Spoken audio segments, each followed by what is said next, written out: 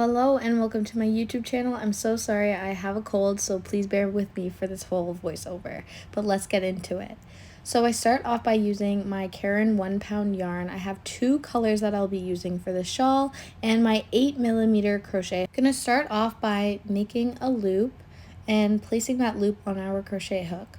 Then we are going to start off by making 4 chains. So just like so, we're going to get that to 4 because we have to kind of make this triangle shape for our panel.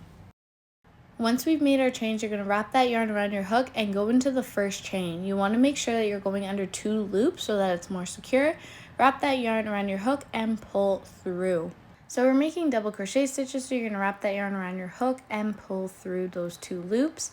Then wrap the yarn around your hook again and pull through those last 2 loops.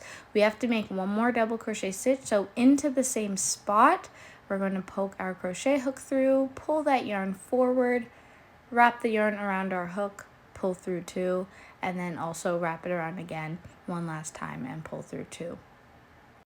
Your piece should be looking similar to this. And now we're going to move on and make 3 chains. So we are chaining this because we're going to have to extend our work and make it a big triangle. So this helps do that. Once we're done that, we're going to wrap the yarn around our hook and go through the end of this area. Yeah, just like around here. We're going to make another double crochet stitch, and we actually have to make 2. So every time we kind of are at the edge, we're always going to want to make sure that we have a total of 3 double crochet stitches. But when we chain those 3 stitches act as a stitch. So now that we're done that, we're going to go on the opposite end and we're going to make another 3 double crochet stitches into that area, just like so. So pull through, wrap that yarn around your hook, pull through those 2 loops and wrap around again and so on, and then do that another 2 times. But before we are done the 3rd double crochet stitch, leave 2 loops on your crochet hook. So stop once you get to that point, just like here. Once you have reached this point, this is where we will be actually changing our color yarn. So I go just like this and I pull through those last 2 loops, and then I disregard all the other string that is there, and I'm just going to use the color that we just switched into, and I'm going to make my 3 chains. So we are extending again. So that's as a stitch. That's those 3 chains are like a stitch. So I'm going to turn my work over. I've done my 1 stitch. I'm going to wrap the yarn around my hook and go into the outside like we have been. Pull through, wrap around twice. This is our 2nd double crochet stitch, and then we have to make 1 more, and then we can move on to the next step. So once we've done that, in the middle of the last stitches we made in the last row, just that little gap there, that's where we're going to work our 3 double crochets into. So just like so, we're going to make 1. So we have our 1, then we're going to wrap the yarn around our hook and do another double crochet stitch, and then repeat once again until we have 3. Once we're done and we have 3, we're going to go to the outside just like we always have been.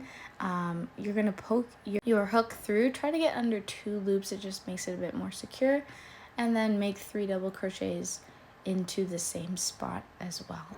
Once you are done that, unless you want to change your color, leave 2 loops, but I do 2 rows in dark purple and then I do 4 rows in light purple. So I'm going to repeat, do my 3 chains, wrap that yarn around my hook, and then I'm going to do my 3 double crochet stitches again.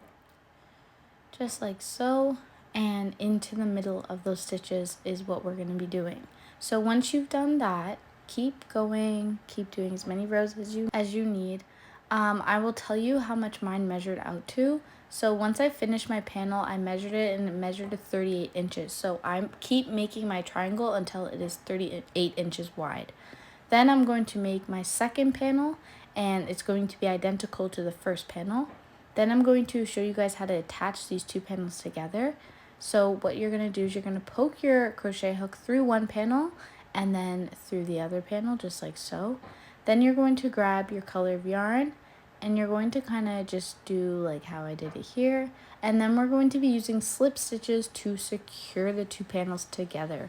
So once you feed through both panels, pull that yarn forward and then pull it through the 1 loop. So again, pull it forward, pull it through that 1 loop, just like so. Easy slip stitch I love how this secures my project, so this is like my now go-to way of attaching my panels together. I absolutely love it.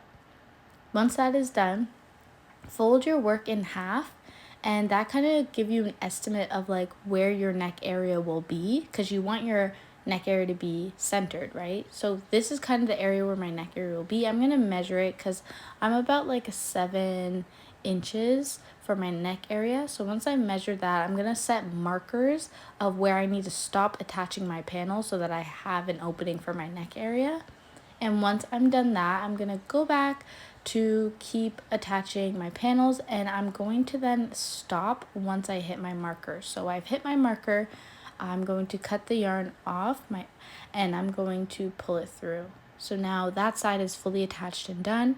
I'm gonna remove my marker, leave about 7 to 8 inches open for my neck area, and then I'm gonna jump over and I'm going to attach my yarn or attach my panels back together by doing this step here, and then we go back into weaving in with slip stitches to attach the opposite side so that everything gets attached except for our neck area.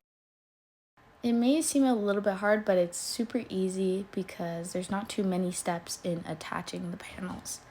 Once you have done that, you can see you have your neck hole area, which is awesome. And I'm going to then turn my work the correct way and look at what it looks like from the outside, which is super nice. And now for the time to add the tassels. So at this point, I want to make my string about 7 inches long once it's folded in half. So I want to make sure that all of my tassels are near the exact same length. So I'm just going to keep cutting them just like so that it's not like too short or too long. And once I've done a couple of those, I will then start to group them in sets of 4 so that my tassels do look quite bulky and thick.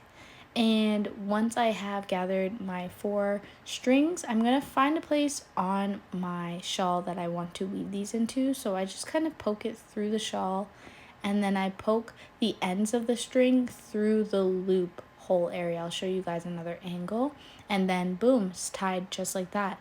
So you see these loops. Once you find a space in your shawl, just like so, you're going to take the ends of your string and put it through those holes and then pull those strings together. I'm going to jump over a couple stitches and kind of spread out my tassels, and I found out actually a faster way to cut these tassels is to grab 2 of your yarn colors and do this at the same time instead of doing 1 color of yarn at a time. Now I'm doing 2 at a time, and it just made it go so much faster. So once you've attached your tassels and spread them out like me, you could honestly add more or less. It really depends how many you want to do. But the shawl is done, y'all, and I absolutely love it. I would definitely wear this with like a long sleeve. This is definitely something for the fall. I'm super happy about it, and thank you guys for tuning in. If you like, don't forget to subscribe. Bye!